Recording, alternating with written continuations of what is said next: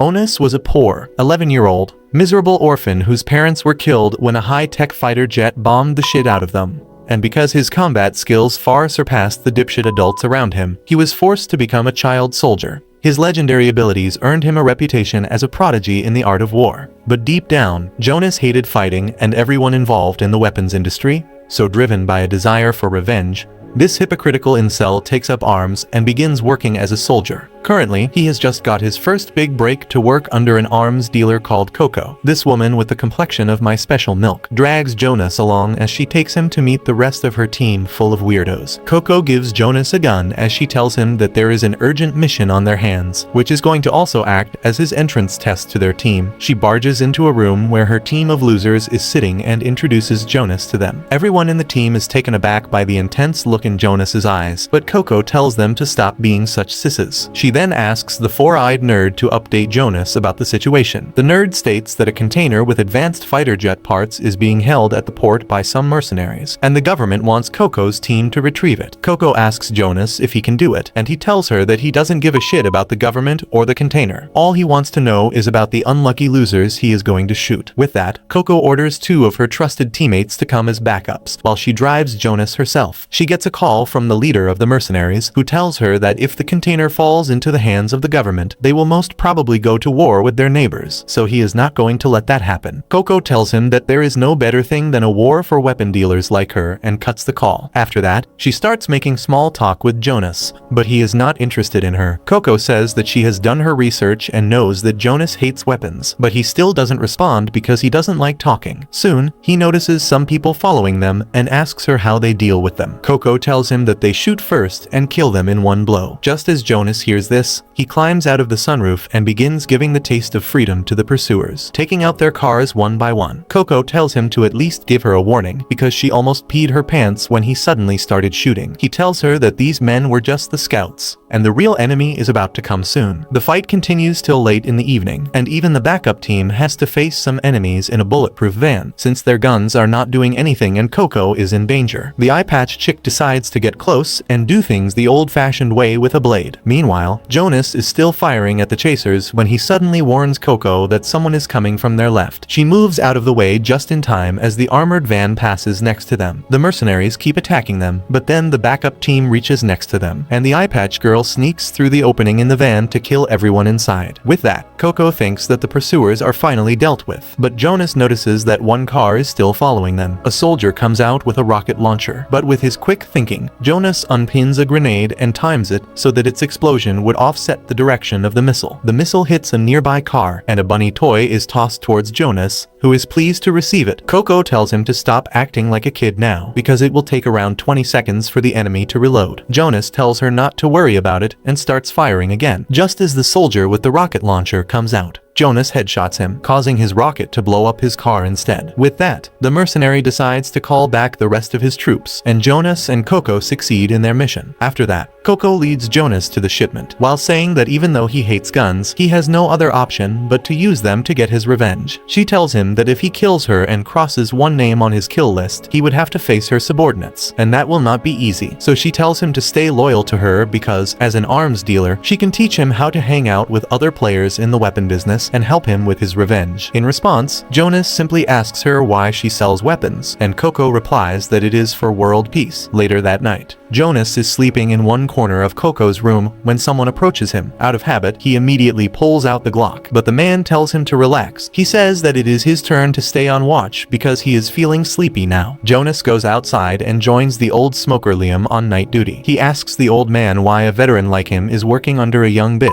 and Liam replies that it is because this place is fun. He says that everyone here has their reasons to work for her, and she is an excellent leader as well. Just then, the door opens, and Coco comes out lurching like a zombie, and Liam tells her that the bathroom is the opposite way, and now Jonas doesn't trust what Liam just said about her. The next day, Coco tells everyone about an emergency emergency early in the morning. Another weapon dealer is trying to ship some dismantled combat helicopters through the city, probably because he was inspired by their heist the other day. Coco would have no problem with that. But the issue is that the headquarters have ordered her to stop the deal. She freaks out, because if they fail this mission, it will mean a pay cut for her. She starts rolling on the table to vent out her nervousness, and then says that they will head out and deal with the weapon merchant. She tells the nerd, and the eye-patch chick calls Val to talk with the Air Force officials, and assigns 4 men under Liam to act as her backup. The 2 remaining people are to stay back and coordinate things, while Jonas is going to come with her to talk to their rival. They head out, and Coco gives Jonas a spare gun because he may need it later. She informs him that the man they are going to meet is a big-shot weapon dealer from Europe, and he is a real pain in the ass. She signals her backup team to go ahead and hunt the enemies, and they turn into a bunch of bloodthirsty hunters. In the meantime, Coco tells Jonas that today he is not coming along as a soldier, but her younger brother, and tells him to keep playing along until she gives the signal. They soon reach the apartment of the arms dealer named Klosh, who welcomes them in despite knowing that Coco is his rival. He asks about Jonas, and when he learns that he is her brother, Klosh asks if he is adopted. Coco starts talking business with him, while the nerd and Val are negotiating with a colonel to cancel the deal. Jonas calls them to take updates in front of Klosh, who tells her that it is useless because she can't win against him this time. He gets up to prepare coffee, and Coco tells him that he has interfered in her turf, so he should be ready to get shot. Klosh gets angry on hearing this and slams the coffee pot on her head, and Jonas immediately pulls out his gun. Coco stops him before he can shoot, and Klosh takes the gun from his hand and starts removing the bullets. He says that his snipers are watching them, and if they hurt him, Coco's head will blow up. However, that was all anticipated, and Coco winks at Jonas to tell him that everything is going according to plan. After some time, Klosh tells Coco to go back because it is time for him to watch some anime, but she calls him a degenerate who doesn't have any time left to live. She tells him to tell his snipers to shoot her if he dares, and Klosh contacts them, only for Liam to pick up the call. Coco's backup team has wiped out all the snipers, and at the same time, the nerd has made the Air Force colonel cancel his contract with Klosh. The arms dealer can't believe this, and then Coco tells Jonas to give him a ticket to the afterlife. After shooting the guy, Jonas goes to check on Coco and finds that her wound is just superficial. She tells him not to mind it as she clings to him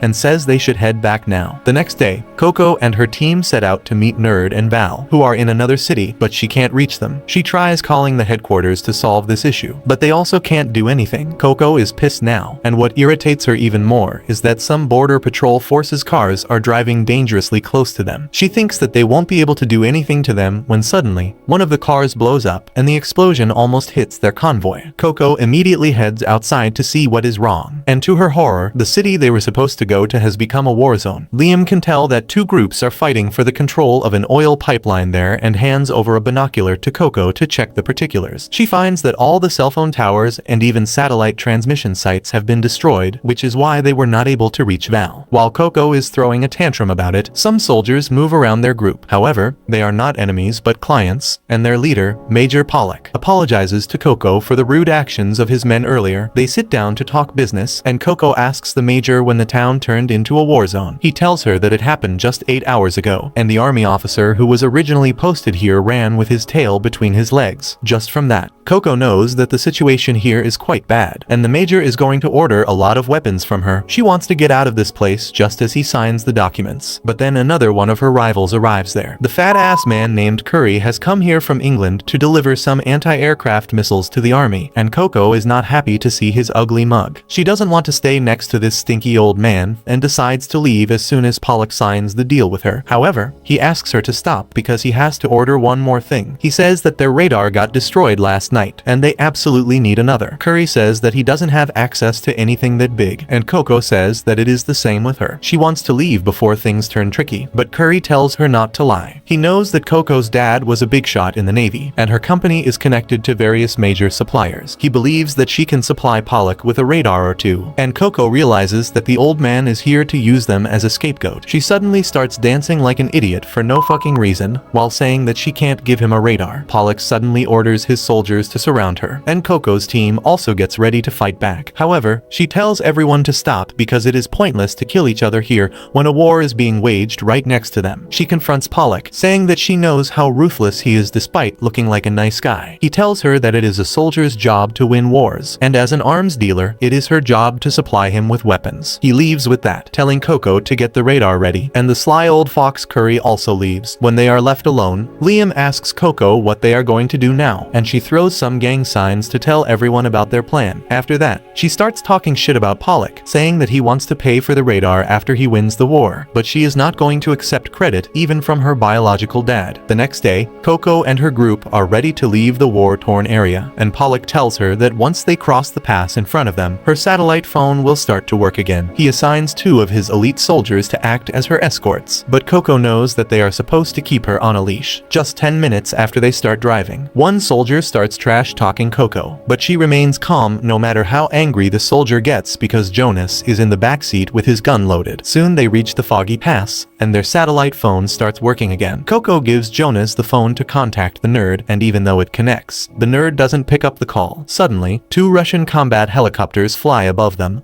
and Coco immediately tells everyone to get down. They see the helicopters shooting someone in the distance and an anti-aircraft missile missing them. Once the helicopters retreat, Jonas asks her, why doesn't she just sell weapons to Pollock? Coco tells him that her intuition says that this war is going to end in just 2 days without any side winning. While the Russian troops don't have enough manpower to focus on all the fronts they are currently fighting at, the major doesn't have enough money to fund his ambition. That is why she thinks that both sides are going to back down soon. While other weapon dealers would immediately supply anything Pollock needs, she is not interested in doing business in such a condition. Soon, Coco leads her group to a forest, telling the soldiers that this is where she is going to supply them with weapons. But it turns out that she had relayed her location to Val and Nerd already, and they were on standby here. On Coco's signal, they jump down on the 2 soldiers and tie them up. At the same time, one of Curry's guards gets pissed by the soldier escorting her and slashes him, and her partner has no choice but to shoot the other guy to save their boss. Curry curses the girl for giving in to her instincts and killing the people who were supposed to lead them out of this war zone. But then he calms down and decides to take shelter till things become a bit better. Soon, Coco's group arrives at an abandoned building, and to their surprise, it is the same one where Curry and his group are hiding. Coco makes herself comfortable in the building and playfully asks Curry what he is doing here. He tells her that the stupid bitch with him killed the soldiers escorting them because he was a Tate fan, and now they have to run for their lives. Coco is shocked to hear this and tells him that they just tied their soldiers up and left them in the forest, but she is sure that Pollock is going to send more soldiers after them. Meanwhile, the crazy bitch Milda is completely unfazed by the outcome of her actions, and she goes to Val to challenge her to a knife fight. Val tries to ignore her, but then Coco orders her to keep watch outside and take Milda with her. Once they are outside, Milda decides to use the darkness and Val's limited field of view to win against her, but she gets her ass kicked, and then Val lectures her about how she thinks having more knives would make her better at using them. She keeps lecturing her all the way, but that is Milda's kink, and she asks Val to become her mommy girlfriend. Val refuses because she can only get wet for Coco, when suddenly Milda senses some enemy soldiers coming towards them, and immediately runs to the hideout to inform everyone. Coco's group immediately gets their weapons ready and tells Curry that she is going to hold off the soldiers while his group escapes, but then he is going to owe her a huge favor. Curry is glad to accept that offer, but as soon as Coco and her group get outside, she orders her men to lower their weapons and take out their magazines. She surrenders to the soldiers and tells them that the people who killed their colleagues are inside, freaking Curry out. The soldiers surround the abandoned building, and a firefight ensues between them and Curry's group. The soldier in charge of the group decides to let Coco and her group pass away this time, and she tells everyone to run as fast as they can. Jonas finds this amusing and starts laughing, saying that this is the first time he has gotten away from a battlefield without firing a single bullet. Soon, their group reaches the airport to leave the country, and Coco sees the news that the conflict between the Russian army and Pollock's soldiers has already stopped. Just as she gets her passport stamped, Curry and his guards also come there, panting and sweating, and Coco says it's a good thing that they made it out alive. Soon, they reach another country, where Coco and the nerd start teaching the illiterate Jonas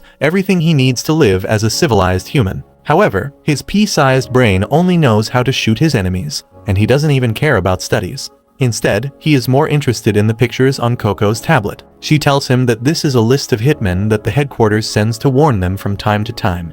This time, they have sent information about a group called Orchestra, which contains only 2 members right now. Coco says that at its peak, Orchestra was a really badass group that could go toe-to-toe with the police force, but then most of their members die. Jonas asks Coco if the hitmen are targeting her, and she affirms. She tells him that arms dealers make a lot of enemies, so it is expected, and she doesn't need to worry about everything because her team will protect her. She starts laughing at some inside joke with the nerd, and the rest of their crew tries to see what's so funny. Coco lectures them about snooping around, but they have no other job to do right now. Suddenly, Val asks Coco on a date, and she agrees. Val's mood worsens when Coco says they should take Jonas as the third wheel, but then she decides to let him study some more. However, just as the girls leave, Jonas tells the nerd that he is going to use the bathroom. Time passes and he doesn't come out, so the nerd barges into the bathroom, only to find a thank you note from Jonas, who has run away to the city. Nearby, the two assassins from the group called Orchestra are also searching for their next target. The veteran hitman tells the girl named Chinatsu to get rid of the ugly hat she is wearing because that is blocking her vision.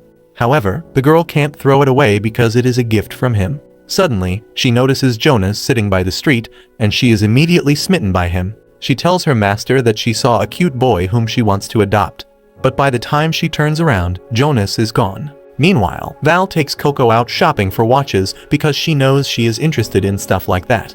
Val enters the store to buy it for her. And just then, the assassin named Chinatsu comes there and grabs Coco's hand, telling her that she is going to die a pitiful death today because of selling weapons. Coco already knows that the girl is from Orchestra, and she yells at her, saying that a lowly assassin doesn't get to lecture her about anything.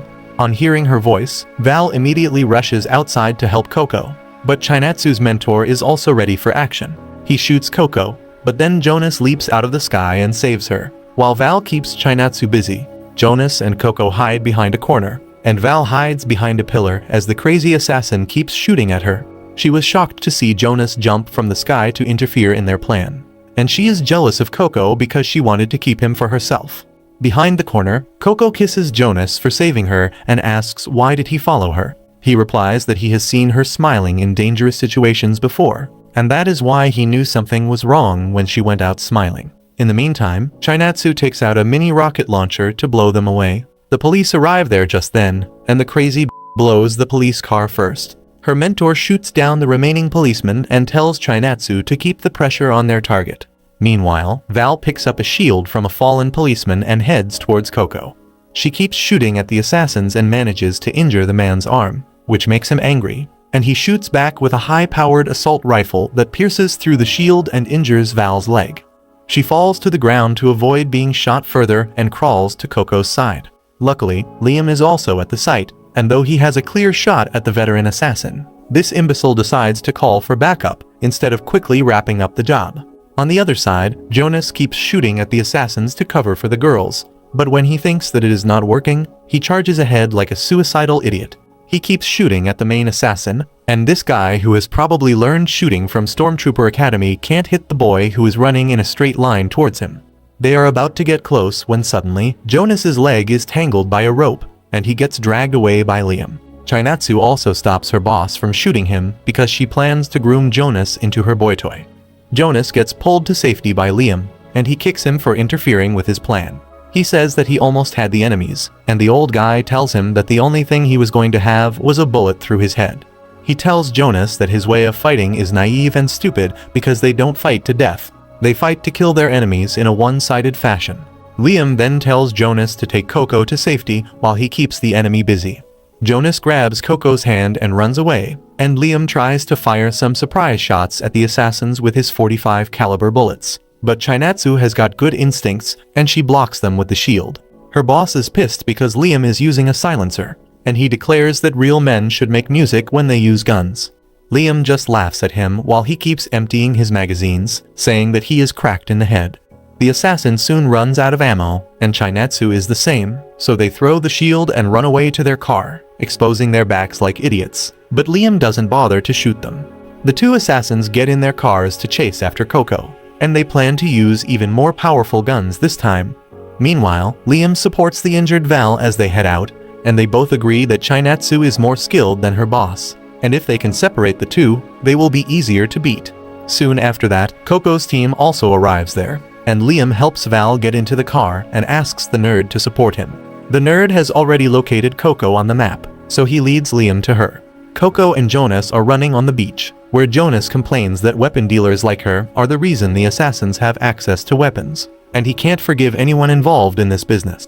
Coco laughs because this is the first time Jonas has put his feelings into words, but she decides to give him an answer after they are out of danger. Meanwhile, the two assassins are ready to shoot her down with a heavy machine gun mounted on their car. They are almost at Coco's location, but luckily, her friends also arrive there. They use their car as a shield to protect Coco while exchanging bullets with the assassin. But then one of them notices the M2 Browning machine gun mounted inside the car. The assassins drive ahead to prepare it, and Coco's teammate tells her about the weapon their enemies are packing. Even she freaks out on learning about the heavy machine gun, and just then, the assassins return. They point the gun inside the car at Coco, and Chinatsu pulls the trigger while controlling the wheel. Jonas jumps into the sea with Coco while their car gets riddled by bullets and then stands on its head after colliding with a hydrant. When the assassins see that Coco is not there, they get out of the car to scout the area. Jonas and Coco come out of the sea, and he tries to see if the assassins are nearby. He almost gets his head shot off, but then fires back, hitting Chinatsu's special cap that her mentor gave her. She panics and tells him that they should retreat because it is a bad omen, but he replies that it is stupid to believe in superstitions. To make her believe his words, he goes out in the open, only to get shot in the chest by a sniper. He falls to his knees, and then the sniper from Coco's team shoots him in the head, ending his life swiftly. Chinatsu is devastated on seeing her master dead, and she swears to avenge him one day, no matter how long it takes. Chinatsu clearly remembers the day she met her boss and mentor. She was enjoying the opera with her rich parents when the man walked into the hall and shot the singer because he wasn't enjoying her performance. The only thing he enjoyed was guns, so he began shooting the people without discrimination. Chinatsu survived by being buried under the corpses of her parents, but when the assassin finally ended his killing spree, she picked up a gun and shot him. She was terrified but stood firm in front of him, and the assassin kissed her on the cheek because he liked anyone who could take up a gun and fire. Anyway, Coco tells Jonas that their sniper shot the man from at least 1 kilometer away. She wonders if Chinatsu is going to enter his line of fire as well. The sniper is waiting for that too, but Liam is sure that he will not be able to shoot Chinatsu. She comes out in the open, but the sniper hesitates because she is just a teenager. Instead, he decides to destroy the LMG the assassin was using so she can't fight. Chinatsu is startled by the gunshots, but she picks up her master's cross and starts running away, dodging the gunfire and escaping on a truck. Amidst all this, Coco is the only one who got a clear glimpse of the slice of heaven between the girl's legs because she wasn't wearing anything underneath. Soon, a police car comes there, and a blonde asshole comes out and tells Coco that she is under arrest for all the heinous things she has done. Coco asks him who the hell is he because he is not a policeman, and he tells her that it shouldn't matter to her. Jonas asks her what they should do now, and this piece of kicks him into the water for talking in between. Coco immediately raises her fist and waves it to give a signal to her team, and then gives the man a death stare. Once they reach the police station, the office there puts the blonde man in an interrogation cell because he pushed away the policeman sent alongside him earlier. However, since he is an agent from the CIA, he doesn't take any action for him. The blonde goes by the codename Scarecrow, and he asks the police officer to hand over Coco and all the recordings of the gunfight over to him. But the officer asks him which gunfight he is talking about. At the same time, Coco is in the police commander's office, who is an old friend of her father. He decides to let her go without any action, but says that her group is being held in the hotel for some days just so he can save face. Meanwhile, Scarecrow throws a tantrum with the police officer, telling him that there was enough recording of the gunfight to make a decent Hollywood movie. He starts suspecting that the police officers are letting Coco escape through a back door. He runs out of the room to stop her, and to his surprise, she is being escorted out of the front door. He rushes to her and punches her in the face for making him look like an idiot, and the policemen immediately restrain him. Coco wipes off the blood and says that she has no time to waste on nobodies like him, but Scarecrow keeps yelling that he will hunt her down one day. Coco says that he is the second person to tell him this, but as soon as she exits the police station, she freezes because she has no one to guard her today because everyone is locked in the hotel. Luckily, Jonas is here because the policeman let him out, thinking he was just a kid. He asks Coco what happened to her face, but she tells him it is nothing, and then happily clings to him as they head back. 3 days have passed, and Coco's team is still held back in the hotel. At night, Chinatsu climbs up to the rooftop to get her vengeance, but she is shocked when she hears Coco's voice telling her to keep her weapon down because she is going to be shot before she can even take aim. Chinatsu realizes that she is being targeted by Liam, but he is so good that she can't even tell where he is. So she drops her gun, and Coco gets down, telling her that she predicted that her impatient ass would try to sneak through the building to attack her. She came here because she was impressed by her skills and wants her to join her team for the sake of world peace. Chinatsu is stunned by her tall ideals, but she declares that she will never work with her master's killers. She takes out another gun to attack Coco, but instantly, her hand is shot, and the next bullet pierces her gut. Chinatsu falls to the ground, and Coco holds her in her last moments before the light goes out of her eyes. Meanwhile, the blonde sniper of the team had come to Liam's location, and he is not happy that he shot a girl. Liam tells him that he once lost 5 comrades to a cutie like her, so he doesn't take any chances. After that, Coco calls her headquarters and tells them that the group called Orchestra has been eliminated, and Jonas hears it from the corner where he was hiding in case Coco needed some extra help. Soon, Coco's group is finally free to move, and they take a boat to try out some new weapons. Jonas watches the boys try the LMG from the distance, thinking how his hatred for guns has not decreased even a bit. But every time he talks to Coco, it seems like she is bewitching him. Just then, Coco and Val come there to enjoy the sun. Coco tells Jonas that they are here to receive some of their cargo, and when she gets a call on her walkie-talkie, that freaks her out. Her elder brother is coming to deliver the cargo himself, so she asks one of her teammates to hide Jonas from him, which makes one think that her brother is going to be a racist. The guy takes Jonas to a room and starts teaching him English, while Coco's brother Casper comes with some anti-tank missiles. Casper makes her uncomfortable by bringing up her arrest and then changes the topic to a Chinese arms dealer in Africa, which is where Coco's group is heading. He warns her that the Chinese arms dealer is one nasty guy, and Coco says that he must be really bad if Casper is the one saying it. Casper just laughs it off and then goes to the toilet, and at the same time, Jonas also heads to the toilet as well. On the way, Casper runs into the guy who was teaching Jonas, and he freaks out on realizing why Coco had told him to hide the boy.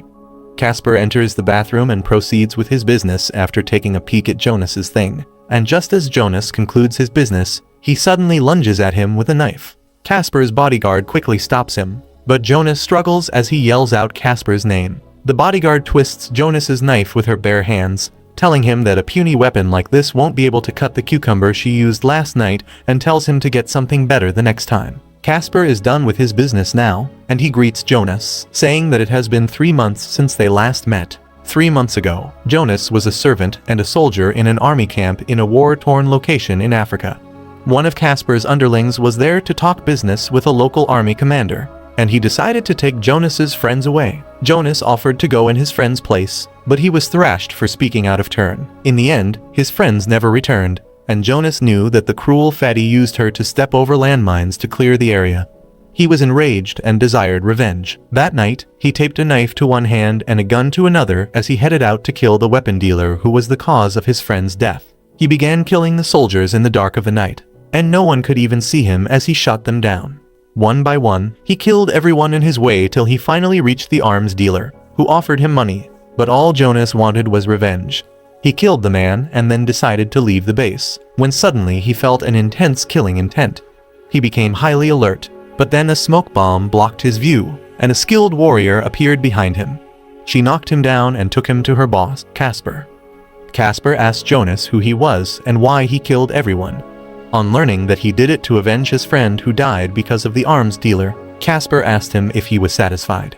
He told Jonas that even though his actions got everyone in the base killed, he should not pay it any mind because things like this are common in war. Casper then told Jonas that he doesn't mind getting his subordinate killed because he was not really good at his job, and their plan was to actually get rid of this base to lay a military-only road that will bring a lot of money to him.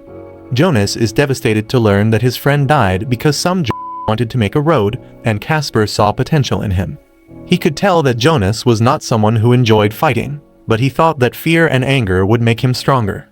So he told him that he was going to pay for killing his men, and the only thing that came to Jonas's mind at that time was that Casper was going to kill his remaining friends. He struggled to get close, but Casper's bodyguard threw him in a container. Jonas was trapped there for days with nothing but water, and soon, morbid thoughts started flooding his mind. Back to the present, Coco kicks her brother out of her boat for bullying Jonas, while the boy swears that one day he is going to kill Casper. Later he tells his sob story to Coco, who apologizes on her brother's behalf and hugs him gently. A few days later, their ship has reached the near African coastline, and there are many things stirring up their emotions.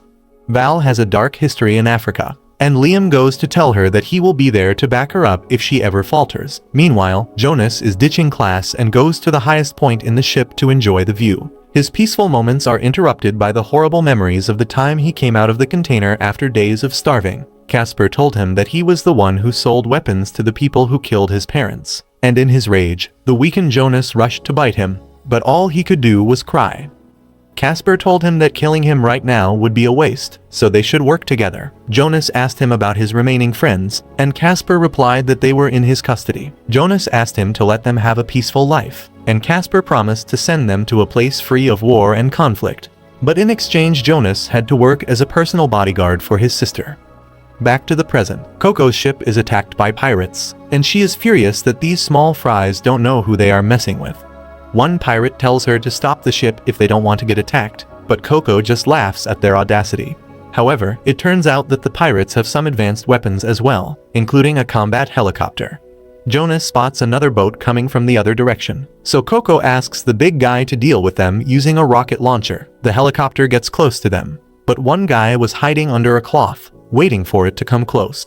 Just as the helicopter is in his range, he reveals himself and shoots it down using his minigun. In the meantime, the big guy shoots down the boat, and Jonas stays alert for any suspicious movement. He feels someone coming closer and finds that it is a boy his age who is trying to sneak in through a rope. On the other side, Liam destroys the helicopter for good, causing the remaining pirates to flee. Soon, everyone comes to the backside of the ship, where they find that Jonas has been in a fistfight with the pirate boy he caught. He complains that the boy punched him even though he saved him, and everyone starts laughing at him. Coco decides to free the boy and then pushes him into the water with a floater, telling him to swim to the shore and never risk his life doing something stupid again. On the other hand, the asshole Scarecrow is also in Africa, dealing with the Chinese weapon dealer named Chen that Casper was talking about. While Chen operates a legit company to cover his gun business, Scarecrow claims he can sniff money better than sharks smell blood, and he wants his cut from Chen's business. Chen keeps a poker face while acting completely calm,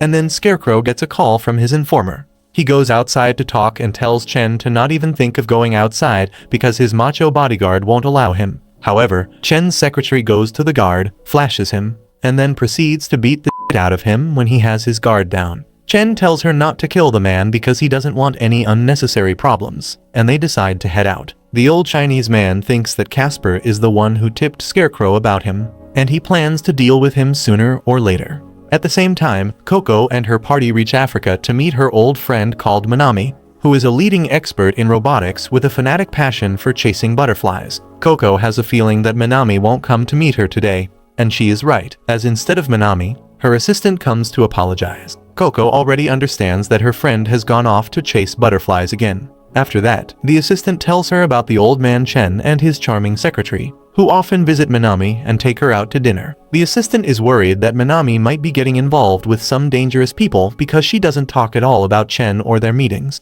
The woman then gives Coco the location where Manami went, while Jonas is busy staring at the tanks on display. Coco approaches him and asks if he understands where they are, and he replies that it is a weapon expo. They go inside, where they find Curry and his team. Coco starts talking with Curry, but then he suddenly takes his leave along with everyone else in the place as Chen arrives.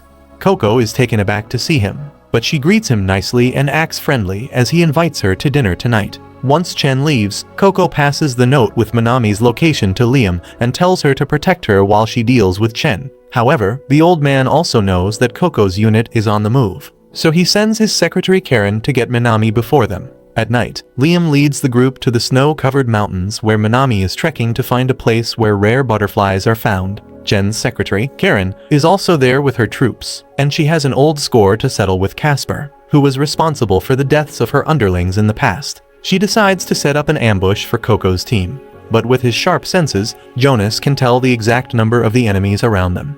However, he can't tell their location, so he starts screaming at the soldiers, calling their mama a as he shoots randomly. Just as he stops, one of the Chinese soldiers decides to fire back, revealing his location. Everyone is impressed that Jonas's dumb plan worked because the enemy was dumber. But Karen is not happy that her idiot soldiers messed up their ambush, so she draws her pistols that have bayonets attached to them and shoots the idiot who dared to open fire.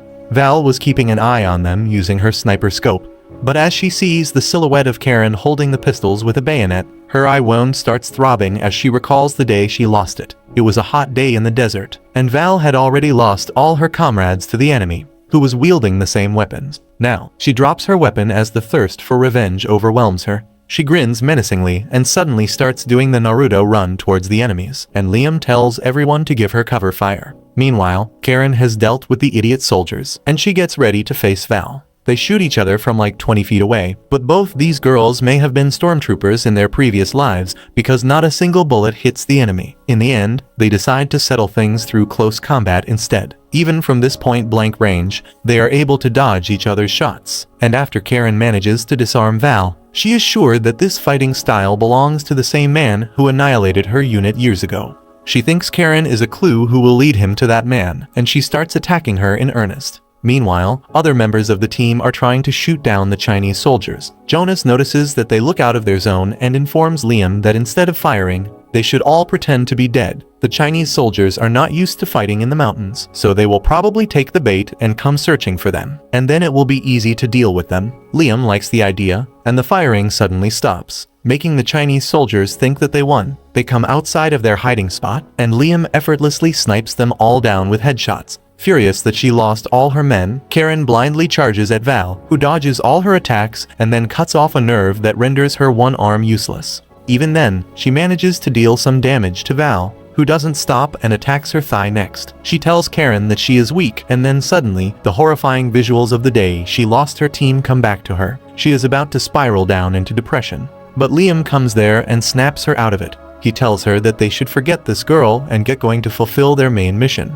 But Val says that she knows her past. Liam asks if she is going to capture and torture this girl like gangsters do, and Val decides to let her go this time. She tells Karen that she was like her one time too and asks her to give up fighting and go raise children like a normal woman. On the other hand, Coco is enjoying a fine Chinese dinner with Chen, and her only guard is the fatty driver, who is on his edge trying to look out for her. Scarecrow is also there, along with a girl who has bugged the room with Coco and Chen. He is waiting for them to talk about some weapon deal, but all they talk about is food, irritating them. Soon, Coco gets too drunk and starts talking about random things, and Chen tries to get her to join hands with him as fellow arms dealers, but she refuses. After that, she goes to the washroom, and Scarecrow sends the girl to spy on her there. But to the girl's surprise, Coco climbs into her stall and tells her that if she doesn't want to die, she should pass her message to Scarecrow. The girl immediately returns and tells Scarecrow that Chen is really dangerous and he is trying to kill Coco. He doesn't care about that. But when the girl says that if Coco dies, they won't be able to take any money from her, the capitalist inside the Scarecrow awakens, and he decides to help her. At the same time, Chen gets a call from Karen, and he is furious on learning that she lost. Just after that, Coco takes her leave, and once she goes out, Chen gets so angry that he breaks his chair by slamming it against the furniture. But that only causes him to fall down. Meanwhile, his assistant talks to the snipers to kill Coco and everyone helping her. Coco scoffs as she hears this, and then she exits the hotel to find Scarecrow waiting for her with a helicopter. They take the helicopter to escape safely, and Chen is left defeated on every front. The next morning on the mountains, Manami is catching butterflies when she suddenly finds Jonas staring at her from behind the bushes. She freaks out but soon realizes that he is with Coco's team. They bring her back to meet Coco. But when Coco finally wakes up after her hangover wears out, she learns that Manami has again left on some excursion to research shellfish this time. Coco is dejected that her value is lower than shellfish for Manami, but then she gets a note from her saying that she has almost completed the basic theory of their project. That is enough for Coco, and she decides to head to England next.